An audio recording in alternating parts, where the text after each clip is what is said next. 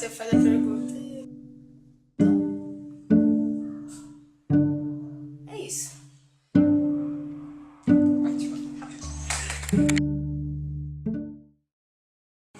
Esse tipo de restrição à publicação, esse tipo de controle de qualquer tipo, seja uma censura mais direta ou não, não só a quem está interessado em publicar, mas a esses outros grupos de controle, de o que é importante publicar, não é, é melhor não publicar. Eu não sou adepta dessa opinião, não acho que vale a pena restringir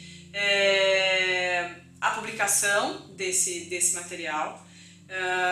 Não acho que seja um material também, por outro lado, como alguns outros dizem, de super serviço ou aspecto histórico, mas também não acho que é o caso de restringir circulação, de fazer qualquer tipo de intervenção para que esse material não circule, não seja publicado, não seja vendido em livraria.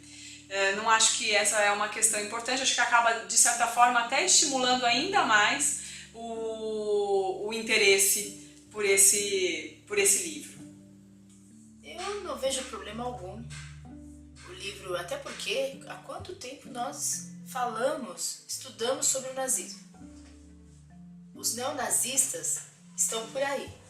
Então, proibir um livro ou outro livro, até porque mesmo os historiadores, escritores, já falam do pensamento do Hitler, e não somente do Hitler, mas do grupo que acompanhava o Hitler, porque o pessoal massacra o Hitler, mas ele não trabalhava sozinho, até porque ninguém faz, a colmeia não é feita sozinha, não é verdade? Existem vários atores, você coloca uma pessoa na liderança e vão outros ali, mas tem um grupo trabalhando, é igual o Trump.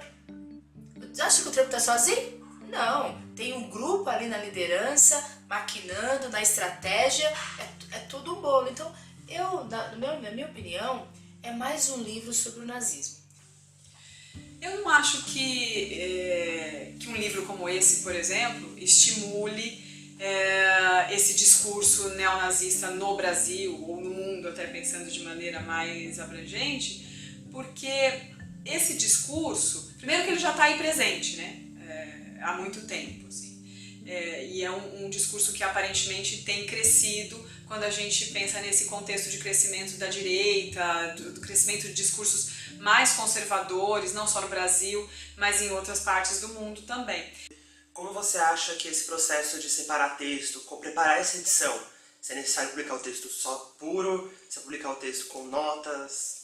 Então aí eu já acho bem importante o papel das editoras como mediadoras mesmo, assim, nesse sentido, sabe?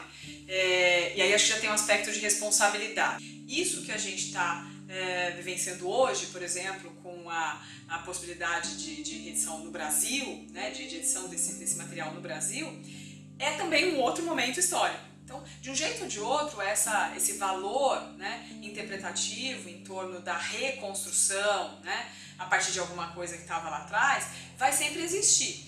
Nesse sentido, eu acho sim bem importante acompanhar essas edições, ficarem acompanhadas, estarem acompanhadas de um material interpretativo sim de base. Não necessariamente um mesmo material de base, como a Alemanha quis, por exemplo, de trazer um material único de referência para oferecer, que aí tem outras questões para considerar, mas que pelo menos as próprias editoras em seus diferentes lugares de atuação, como fez a direção editorial, enfim, que tenham essa possibilidade de lapidar aquele material da forma que acharem mais interessante, contanto que tem essa preocupação.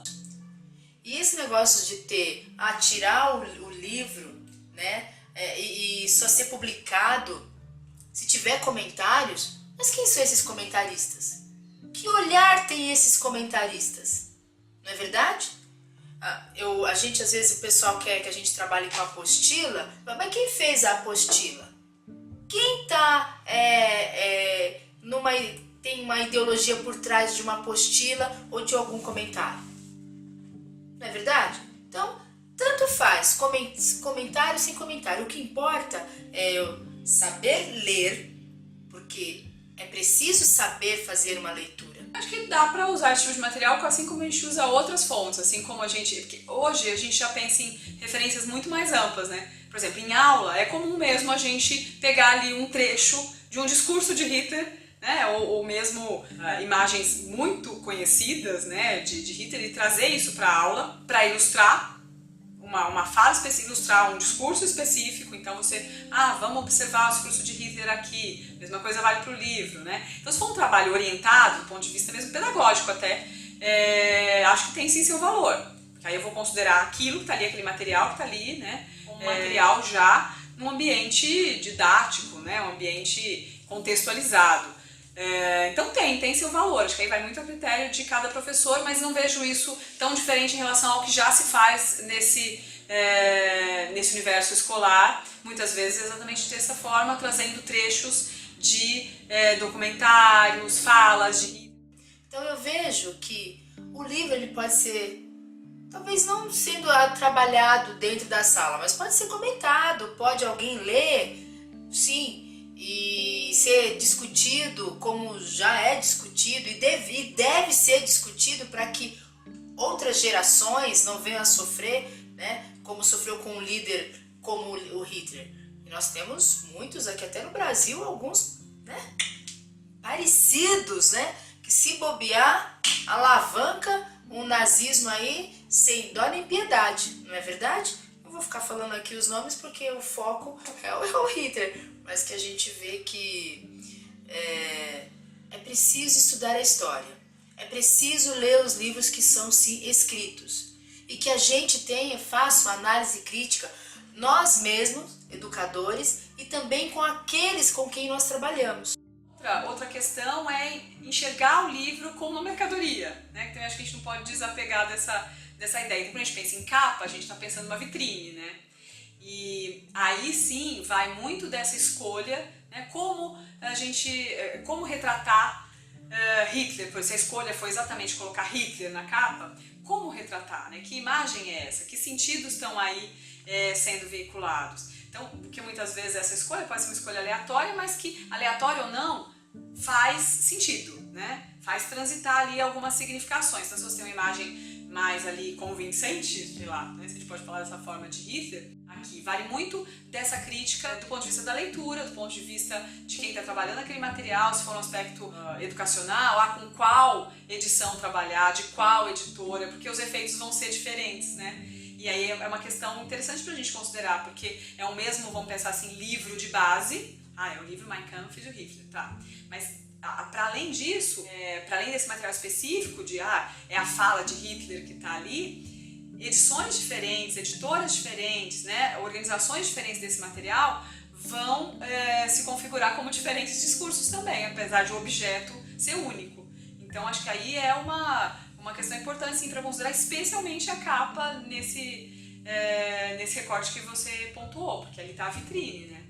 É mais um livro que a gente vai conhecer a profundidade, a ideologia, mas que saibamos, né, ter uma análise crítica e saibamos discutir como eu falei, né, com as pessoas para saber até onde isso vai. Nós já conhecemos o terror que foi o nazismo. Quantas pessoas morreram, a forma como essas pessoas morreram, então a gente já conhece. Foi ele que trouxe, mas a gente já leu muitos sobre, a partir da mente de outras pessoas, de escritores, de historiadores, de vídeos. Agora, é importante que a gente trabalhe com os nossos educandos, com os nossos filhos, com essa geração, para que a história não se perca. E as pessoas precisam conhecer o passado, entender o presente para construir um futuro sólido. Parece uma frase feita, né? Mas é o que eu acredito.